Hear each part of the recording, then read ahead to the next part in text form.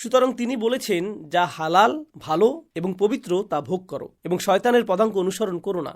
إنما يأمركم بالسوء والفحشاء وأن تقولوا على الله ما لا تعلمون। সে তোমাদেরকে আদেশ দেয় মন্দ ও নির্লজ্জ কাজের এবং আল্লাহর ব্যাপারে এমন কথা বলার যার কোনো জ্ঞান তোমাদের নেই। وإذا قيل لهم اتبعوا ما أنزل الله খুবই চমৎকার। যখন তাদের বলা হয় আল্লাহ যা নাজিল করেছেন তা অনুসরণ করো, قالوا بل نتبع ما ألفينا عليه آباءنا। যখন তাদের বলা হয় আল্লাহ যা নাজিল করেছেন তা অনুসরণ করো, তারা বলে আমরা আমাদের বাবাদের যা অনুসরণ করতে পেয়েছি সেটাই আমরা করব। আমরা আমাদের সংস্কৃতির অনুসরণ করব। আমাদের একটি ঐতিহ্য আছে। আমি এই বাবার গর্বিত সন্তান, যিনি ছিলেন অমুকের সন্তান। আপনি কি মনে করেন আমরা আমাদের গোটা ইতিহাস থেকে সরে আসব? কিন্তু তিনি এখানে অজাদনা বলেননি, তিনি বলেছেন আলফাইনা। আলফা শব্দটির অর্থ হলো আপনি উপরিভাগে যা পান। কারণ একটি পশু খাবারের জন্য নিচে খোরে না, ভেড়া খাবারের জন্য মাটির নিচে খোরে না। সে কি খায়? উপরিভাগে যা কিছু পায়, তাই না? উপরি উপরি অনুসন্ধান। তারা অগভীর চিন্তার বস্তুবাদী মানুষ, তারা গভীরভাবে চিন্তা করে না। ما ألفينا عليه آباءنا আল্লাহ বলেছেন, ولو كان آباؤهم لا يعقلون شيئا ولا يهتدون। এটা কি এমন না যে তাদের পূর্বপুরুষরাও চিন্তা করতো না? তারা মোটেই চিন্তা করতো না, তারা মোটেই হেদায়েতের প্রতি প্রতিশ্রুতিবদ্ধ ছিল না। এখন আমরা উপমাটিতে চলে এসেছি। আমি আপনাদের সামনে চিত্রটি তুলে ধরছি। এটি এক অংশের সাথে অন্য অংশের উপমা নয়, এটি সম্পূর্ণ একটি চিত্র, সম্পূর্ণ দৃশ্য, এক পরিস্থিতির সাথে আরেক পরিস্থিতির তুলনা। এটিকে সেভাবেই চিন্তা করুন, আল হাইআতু বিল হাইআ। তো আমরা এর অর্থটা ঠিক কিভাবে বুঝব? সেই রাখাল, আমি আজ রাখালদের কয়েকটি ভিডিও দেখেছি এই আয়াতটি বোঝার জন্য। রাখাল তার ভেড়ার পাল চড়াচ্ছে, আর আমি শুনতে চাচ্ছি এক একজনের ডাক এক এক রকম, তাই না? আর এমন একটি ভিডিও ছিল যা আজকে দেখলাম, যেখানে ভেড়াগুলো চারপাশে ছড়িয়ে ছিল, আর জিজ্ঞেস করা হলো এই ভেড়াগুলো কিভাবে ডাকলে আসে। সে বলল সেখানে কিছু পর্যটক এসেছিল, আর একজন পর্যটক বলল ভেড়াগুলো আসেনি। অন্য আরেকজন বলল ভেড়াগুলো আসেনি। তারপর রাখালটি আসলো এবং বলল আর ভেড়াগুলো সব চলে এলো। তারা জানে কার ডাক শুনতে হবে, কিন্তু শব্দগুলো তো একই। এমন না যে তারা ভিন্ন খুতবা দিয়েছিল, এটা তো একই খুতবা ছিল। তাহলে তারা অন্যদের ডাকে আসলো না কেন? কারণ তারা একটি নির্দিষ্ট তরঙ্গে অভ্যস্ত ছিল। তারা জানে এই ব্যক্তিকেই আমাদের অনুসরণ করতে হবে। এখন বিষয়টা হলো, যে ডাকছে, যে রাখালটি ডাকছে, সে নিজেও জানে যে সে অর্থহীন কিছু শব্দ বলছে, তাই না? সে এমন কিছু বলছে যার পেছনে কোনো গভীর অর্থ নেই। সে বলছে না প্রিয় ভেড়া আমার, আমি তোমায় ভালোবাসি, এখানে এসো, আমি তোমাদের রক্ষা করতে চাই। সে এসবের কোনো কিছুই বলছে না, সে শুধু শব্দ করছে। আর ভেড়ারাও এটা শুনে এমনটা বলে না, ও মাই গড, আমি অনুপ্রাণিত হয়েছি, এখন বুঝতে পারছি কেন তোমার কাছে আসা উচিত। তারা শুধু শব্দটি শুনতে পায় এবং চলে আসে। তারা আসে। তাহলে কেন তারা আসে? কেন ভেড়ারা এই শব্দগুলোর প্রতি সাড়া দেয়? রাখালটি নিজেও জানে সে অর্থহীন শব্দ তৈরি করছে এবং ভেড়াগুলো শব্দটির ব্যাপারে নির্বিকার, কিন্তু তবুও তারা সাড়া দেয়। এর কারণটি হলো তাদের পালবদ্ধ জীবন। ভেড়া হলো পালবদ্ধ জীব, একাকী তাদের নিজেদের রক্ষা করতে পারে না, তাই তারা একসাথে থাকে। এমনকি মানুষের অনুপস্থিতিতেও তারা নিজেদের ভিতর থেকে একজন নেতা নির্বাচন করে নেয়।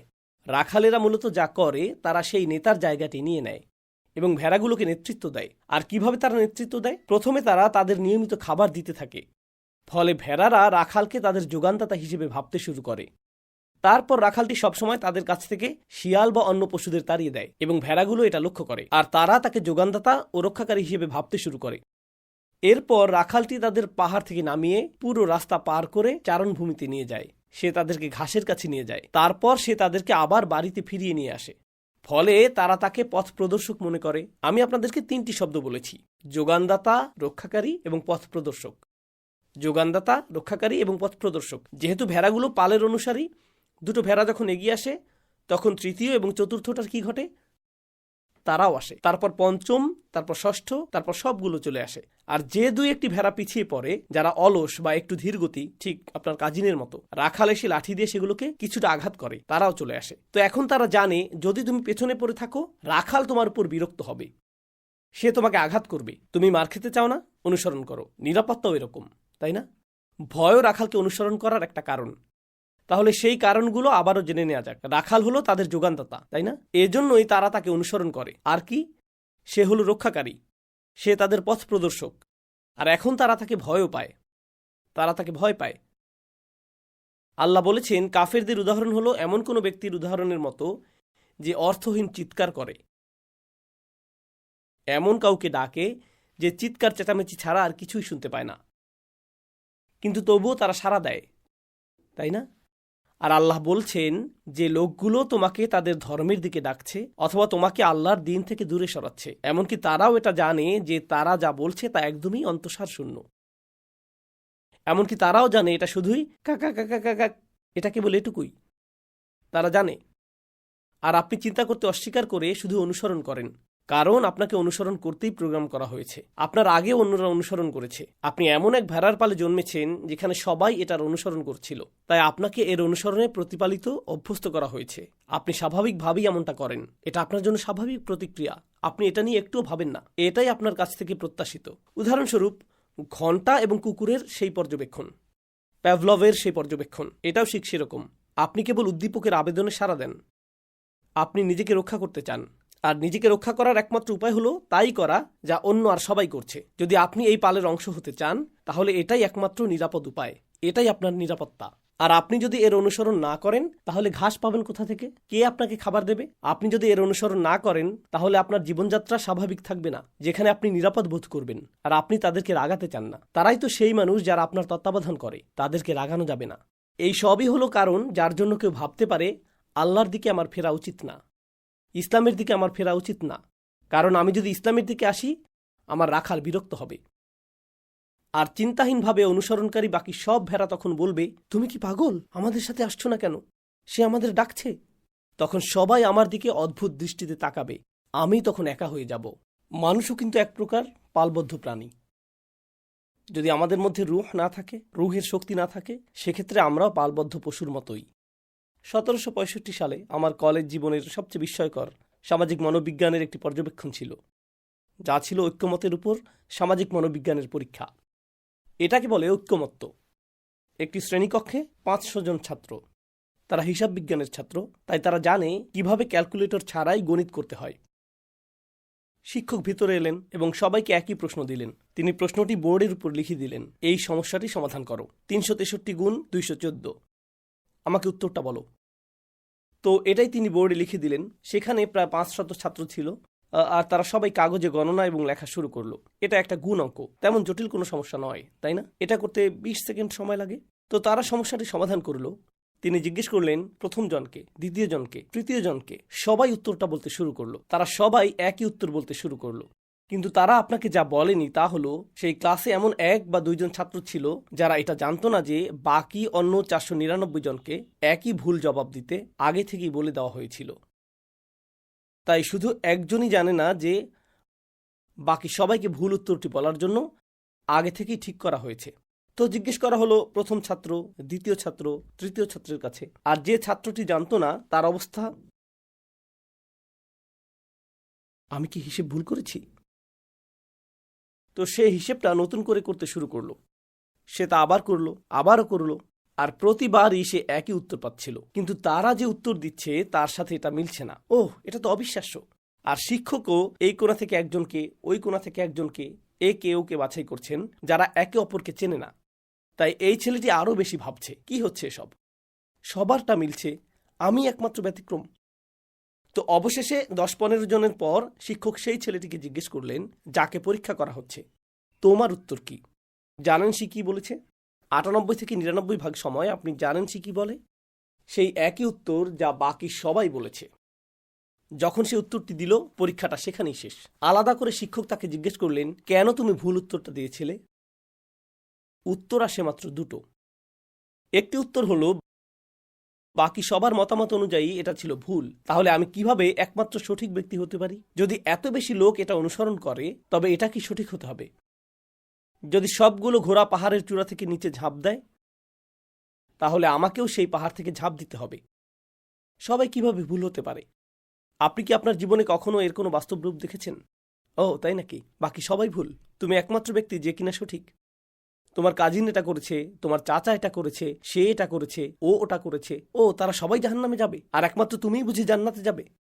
কেউ একজন একটি রেস্তোরাঁ দিল, বিক্রি খুব একটা ভালো হচ্ছে না, তাই সে একটি বারও চালু করলো, হালাল রেস্তোরাঁর সাথে বার। আমি ইউরোপে এই জিনিস বেশ কয়েকবার দেখেছি। আমি এক জায়গায় গিয়েছিলাম, সেখানে আমি হালাল রেস্তোরাঁ খুঁজেছিলাম। অবশেষে একটা পেলাম, ভেতরে ঢুকলাম, মদের বিশাল তাক, বিশাল, ঠিক মাঝখানে একটা ফাঁকা জায়গা যেখানে আয়াতুল কুরসি লেখা। আর আমি তো يا হুহ। এটা তার রক্ষা কবচ। যখন ফেরেশতারা চলে আসবে আর সে বলবে, শুধু এটা দেখুন। আপনি কি এই খেলা খেলছেন? যাই হোক, তারা ভাবে যদি সবাই এটা করে, আমি কতবার দ্বিমত পোষণ করেছি, তাতে কিছু যায় আসে না। এটা অসম্ভব যে আমি একমাত্র সঠিক আর বাকি সবাই ভুল। এটা ছিল এক ধরনের উত্তর। আরেক ধরনের উত্তর ছিল আরো বেশি মজার। জানেন সে উত্তরটা কি? তারা বলেছিল, আমি জানতাম আমি সঠিক ছিলাম, আমি এটা জানতাম, আমি জানতাম সবাই ছিল ভুল। কিন্তু সমস্যা হলো, যদি আমি সঠিক উত্তরটা বলতাম তাহলে সবাই আমার দিকে অদ্ভুতভাবে তাকাতো। আমি চাইনি যে সবাই আমার দিকে তাকাক। আমি সবার মতো থাকতে পছন্দ করি। এক ধরনের পশুপালের মানসিকতা হলো পালই সবসময় সঠিক। আরেক ধরনের পশুপালের মানসিকতা হলো, পাল যদি ভুল পথেও থাকে, পালের সাথেই থাকো, পালের সাথেই থাকো। এটাই হলো পাল মানসিকতা। কাফেরদের উদাহরণ হলো এই দুই প্রকারের পাল মানসিকতার অনুরূপ। তারা শোনে অর্থহীন ডাক, তাদের সারাও হয় অর্থহীন। নিজের মস্তিষ্ক ব্যবহারে অক্ষম, তোমার হয়ে অন্য কেউ চিন্তা করে দিবে। এই দুই ক্ষেত্রেই অন্য কেউ তাদের জন্য চিন্তা করে দিয়েছে। বাকি 499 জন ছাত্র তোমার জন্য চিন্তা করে দিয়েছে। তুমি তোমার মস্তিষ্ক বন্ধ রাখতে পারো, আর এমনকি তোমার মস্তিষ্ক কাজ করলেও সেটা বন্ধ করে শুধু তাদের অনুসরণ করে যাও। ধারণাটি এটাই, সুম্মুন বুকমুন অমিউন। একবার এই ধারণাটা বুঝতে পারলে তখন বিষয়টা স্পষ্ট হবে। পুরনো একটা উদাহরণ দিচ্ছি। এখানে গাড়ি পছন্দ করে এমন কতজন আছে?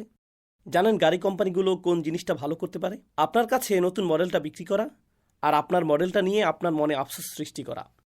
আপনি যদি 2018 সালের কোনো মডেল কিনে থাকেন, তারপর যখন 2020 বা 2019-এর মডেল আসে, তারা এভাবে থাকা হেডলাইটগুলো নিয়ে সেগুলোকে 1 ইঞ্চি পাশে সরিয়ে দেয়। আর হঠাৎ করেই সবাই বলতে থাকে, আরে নতুন হেডলাইটটা দেখেছো? আর যে গ্রিলটা আগের মডেলে এমন ছিল, সেটা এখন এরকম হয়ে গিয়েছে। তো ইঞ্জিনিয়ারদের জন্য এটা ছিল শুধু প্লাস্টিকের স্থান পরিবর্তন, শুধু এটুকুই। এর ইঞ্জিনিয়ারিং একই, ইঞ্জিনটাও একই, হর্স পাওয়ারও একই, এর মেকানিক্সও একই, এর পারফরমেন্সও একই, এর স্থায়িত্বও একই, হয়তো বা আরও খারাপ। কি বদলেছে? আকৃতিগত সূক্ষ্ম কিছু বিষয়, যাতে এই অনুভূতি দেয়া যায় যে এটা নতুন। কেন এটা কিনছেন? কারণ এটা নতুন মডেল, আমাকে এটা কিনতেই হবে। নতুন আইফোন বাজারে আসে, হজের আবেদনের যে লাইন, তার চেয়েও এর লাইন অনেক দীর্ঘ হয়ে থাকে, তাই না? আপনার এটা কিনতেই হবে, এটা বাজারে এসেছে আর আমার কাছে নেই। এটাই চিন্তার অভাব। বধির, তারা বোবা, তারা অন্ধ, তারা আর ফিরে আসবে না। মনে আছে তারা ফিরে আসবে না? এখন তিনি বলছেন তারা চিন্তা করে না, তারা বুঝে না। এখানে ফিরে আসা হতে পারে আপনার মূল সত্তায় ফিরে আসা। একভাবে আপনি এভাবে ভাবতে পারেন যে আল্লাহ আমাদের একটি রূহ দিয়েছেন, আল্লাহ আমাদের ভেতর তাৎপর্যপূর্ণ কিছু দিয়েছেন, আল্লাহ সম্পর্কে জ্ঞান, ফিতরা, আর আপনি সেই ফিতরাতে ফিরে আসবেন। কিন্তু যদি আপনি মরুভূমিতে অনেক দূরে চলে যান এবং অন্ধকার ছেয়ে যায়, আপনি আলো প্রজ্বলনকারীকে অনুসরণ করেননি, তাহলে আপনার ফিরে আসার কোনো উপায় নেই। এখন আল্লাহ আমাদেরকে পরবর্তী দৃষ্টিভঙ্গিটি প্রদান করছেন, সুম্মুম বুকমুন অমিউন। আবারও একই শব্দ। আপনার ফিরে না আসার কারণ হলো, কারণ আপনি চান না, আপনি আর চিন্তা করেন না। فهم لا يعقلون। তারা তাদের বুদ্ধি ব্যবহার করে না, তারা তাদের চিন্তাকে ব্যবহার করে না। আমি আপনাদের সাথে এটা শুধু অন্য ধর্মের সমালোচনা হিসেবে শেয়ার করছি না। সত্যি বলতে যা আমাকে আতঙ্কিত করে তোলে তা হলো, অন্যদের তুলনায় এখন আমরা তেমন আলাদা নই। আমাদের মধ্যে অনেকেই মুসলিমরা, আমরা চিন্তাশীল মুসলিম নই। আমরা কোরআন নিয়ে ভাবতে চাই না। প্রকৃতপক্ষে আজও পৃথিবীতে অনেক সংস্কৃতি রয়েছে যেখানে মুসলিম তরুণদের বলা হয়, কোরআন পড়ো না, এটা বিশেষজ্ঞদের জন্য, এটা তোমার জন্য নয়। তুমি এটা তিলাওয়াত করতে চাও, ভালো। কিছু অংশ মুখস্থ করতে চাও, চমৎকার। তোমার তাজবিদ ঠিক করতে চাও, অসাধারণ, এটা শুনতে দারুণ লাগে। কোরআন নিয়ে চিন্তা করা, ওটা তোমার জন্য নয়। তোমাকে আগে ডিগ্রি অর্জন করতে হবে, তোমাকে একটি ডিগ্রি অর্জন করতে হবে, তারপর তুমি কোরআন নিয়ে ভাবতে পারবে। কোরআন নিয়ে প্রশ্ন করা, ওটা তোমার জন্য নয়, ওটা আলেমদের জন্য। আলেমদের কাজ হলো তাদের সাধ্যমতো আল্লাহর কিতাব শিখা ও বোঝার জন্য সময় ব্যয় করা, যাতে আপনি যখন আল্লাহর কিতাব নিয়ে চিন্তা করেন এবং কোনো প্রশ্ন তৈরি হয়, আপনার যাওয়ার মতো কেউ থাকে। বিষয়টা এমন না যে আপনি চিন্তা করা বন্ধ করে দেবেন, তারাই সব চিন্তা করবে, আপনাকে কোনো চিন্তা করতে হবে না। তা ছিল আমাদের পূর্ববর্তী ধর্মসমূহ। এগুলোই ছিল সেই ধর্ম যেখানে রাখাল ও মেষের সম্পর্কটা বর্তমান ছিল, এবং এটা এত চমৎকার যে এই ধর্মে আল্লাহ রাখাল ও মেষের উদাহরণ দিয়েছেন। সাধারণত অন্য ধর্মের ক্ষেত্রে রাখাল হলো ধর্মীয় নেতার প্রতিচ্ছবি, রাখাল ও তার পাল। যিশু ছিলেন একজন রাখাল, তাই না?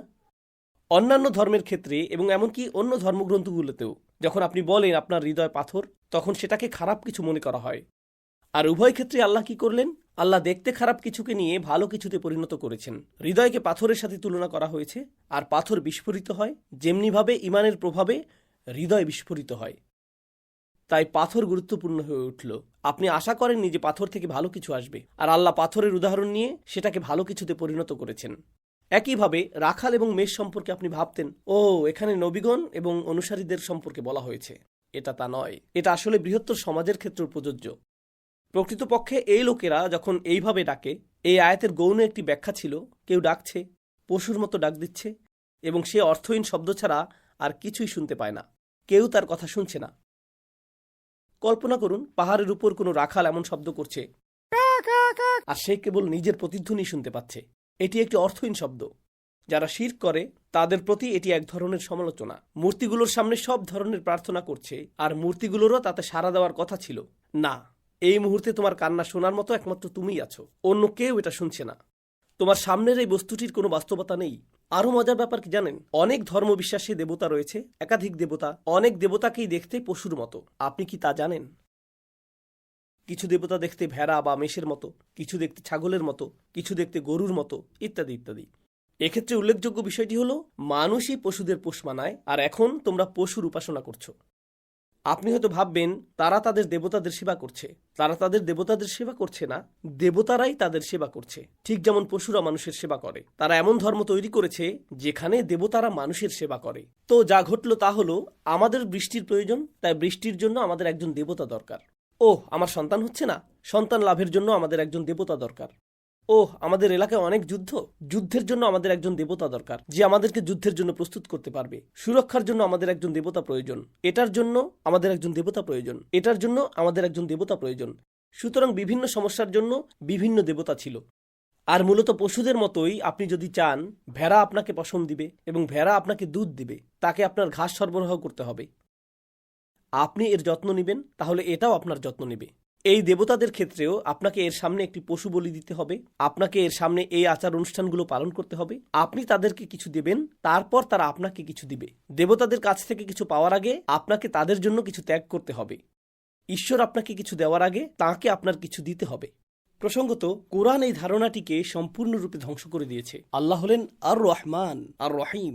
মানুষ আল্লাহকে দিক বা না দিক, আল্লাহর ইবাদত করুক বা না করুক, আল্লাহর শুকরিয়া করুক বা না করুক, তারা সবাই শ্বাস নিতে পারছে, তারা সবাই জীবিত আছে, তারা সবাই জীবন উপভোগ করছে। এমনকি অকৃতজ্ঞ নাস্তিকও, যে আল্লাহকে গালি দেয়, যে আল্লাহর রসুলকে গালি দেয় আলাইহিসসালাতু ওয়াসসালাম, সেও আল্লাহর তৈরি বাতাসে শ্বাস নেয় এবং শ্বাস ছাড়ে।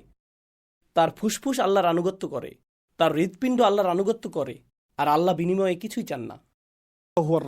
আল্লাহ সেই সত্তা যিনি রিজিক দান করেন। আপনি রিজিক দাতা নন, কিন্তু অন্য সমস্ত ধর্মে ঈশ্বরকে আপনার কিছু প্রদান করতে হবে, আর তারপর আপনি কিছু পাবেন। মেরি সহায় হোক, এ কথা বলুন এবং বাক্সে $5 রাখুন, তাহলে এর প্রতিদান আপনার কাছে ফিরে আসবে। তো ঈশ্বর মূলত আপনার সেবায় নিয়োজিত। এটি একটি সেবা ভিত্তিক ধর্ম, এটি ভোগবাদী ধর্ম। চমৎকার এই উপমাটি সম্পর্কে আজ সন্ধ্যায় এটাই আমার শেষ কথা যা আমি আপনাদের সাথে শেয়ার করব, আর তা হলো আল্লাহ আজ্জা ওয়া জাল্লা আমাদেরকে একটি ধর্ম দিয়েছেন। আপনি যদি কুরআন অধ্যয়ন করেন, এমনকি যদি শুধু সূরা বাকারা মনোযোগ সহকারে অধ্যয়ন করেন, তবে একটি বিষয় আপনি উপলব্ধি করবেন, তা হলো এই ধর্ম আপনাকে চিন্তাশক্তি ব্যবহার করা ছাড়া আল্লাহর কিতাব অনুসরণ করতে দিবে না। আপনাকে চিন্তাশক্তির ব্যবহার করতে হবে, আপনাকে চিন্তাশীল মানুষ হতে হবে, আপনাকে চিন্তাবিদ হতে হবে। আল্লাহ চান মানুষ চিন্তাশীল হোক। এমনকি ওহী আসার আগেও তিনি আশা করেছিলেন যে আমরা সৃষ্টি নিয়ে চিন্তা করি। তিনি আমাদের কাছ থেকে তা আশা করেছিলেন। তিনি বারবার বলেছেন, তিনি বারবার বলেছেন, ভাবো, উপলব্ধি করো, ভাবো, উপলব্ধি করো, ভাবো, উপলব্ধি করো। তাই আমরা যদি মুসলিমদের এমন একটি সংস্কৃতি তৈরি করি যা চিন্তাভাবনা না করে শুধু অনুসরণ করাকে উৎসাহিত করে, তাহলে তা হয়তো 1 বা 2 প্রজন্মের জন্য সাময়িকভাবে কাজ করতে পারে। কিন্তু কি ঘটবে যখন বিশ্ব সমালোচনামূলক চিন্তাভাবনার